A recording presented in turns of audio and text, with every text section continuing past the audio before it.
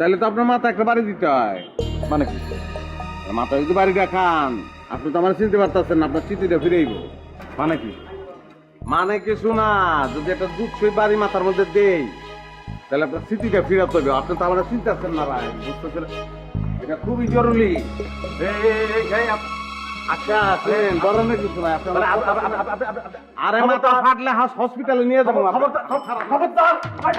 Full HD full HD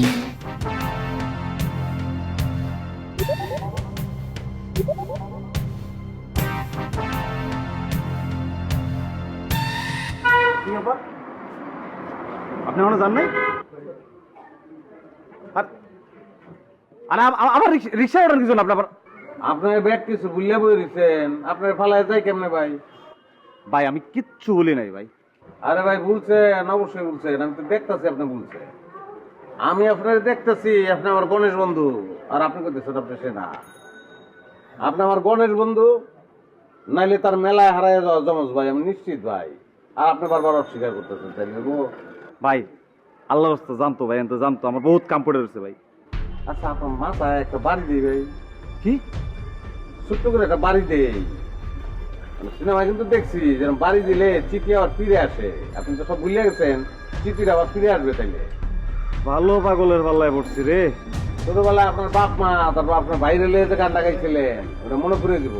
বাড়ি দিয়ে পেলে ভাই একটা। আরে তোর কি? আচ্ছা চলেন, রিক্সা টান দেন। কই? আমার গণের বন্ধুর কাছে লয়ে যাবো, দেখবো সে আপনার চিনে কিনা। যদি চিন না যায় তাহলে যে কি ঘটনা ঘটবে, চলুন। ভাই জানতো, জান আমার কাম আছে, জান। আপনার সবচেয়ে বড় কাম আমার লগে যাওয়া, বুঝতেছেন না কেন? দুই ভাইয়ের মধ্যে মিলন হবে, চলেন। আচ্ছা ঠিক আছে, আপনি আপনার গণেশ বন্ধুর ঠিকানাটা আমার দিয়ে যান, আমি কাল যাই লোকে দেখা করে আসবো ভাই। না রে ভাই, ট্রেন তো জানি না, খালি বাসাটা চিনি, চলুন। তাহলে কাম করেন, আপনি কালকে ঠিক এই সময় এই জায়গায় আবার আসেন, আমি আসবো মানে এরপরে আপনার লগে আমি যাবো না, এখন আমার কাম আছে ভাই।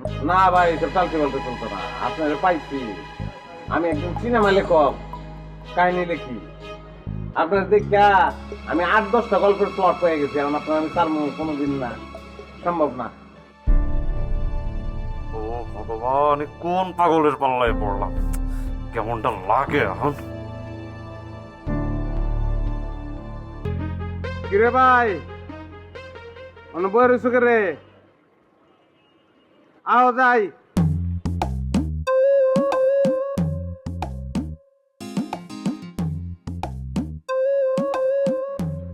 ভালো বলে এখান থেকে বিদায় হবেন। বিদায় না হইলে খারাপ কিতে হইব? কিতা যে হইব এটা আপনি চিন্তাও করতে পারবেন না। চিন্তা করতে পারবো না দেখে এটা আপনার জিজ্ঞাসি। আপনি কোন কিতা খারাপ হইব? আপনি বুঝতেছেন না। আমি কইতেছি আপনি আমার বন্ধু গণেশ, আপনি কইতেছেন না। কিন্তু আমি তো শিওর হয় আপনি গণেশ, নাহলে গণেশের মেলায় হারায় যাওয়া জমজ ভাই। এক ভাই আজকে বিশাল বড় সন্ত্রাসী, কোটি কোটি টাকার মালিক, আর এক ভাই রিক্সা চালায়। কঠিন গল্প না এটার মধ্যে? গল্প? অবশ্যই গল্প, কঠিন গল্প, জটিল গল্প, সুপারহিট গল্প।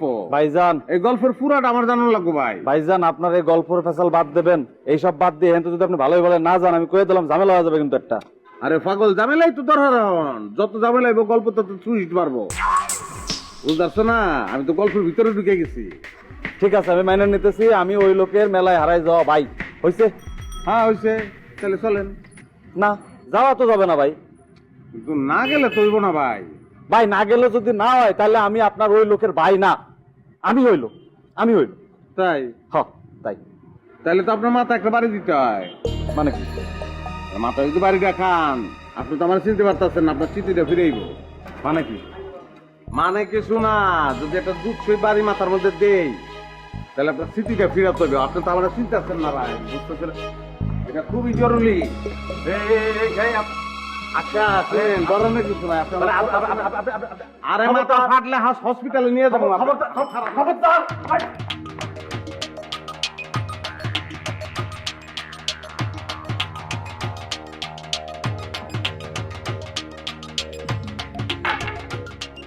ফালায় রিক্সা ফালায় দৌড় দিল কে রে? সবকিছু তো ভয়ঙ্কর রহস্যজনক। এই রিক্সা লয়ে আমার কিতা করাম?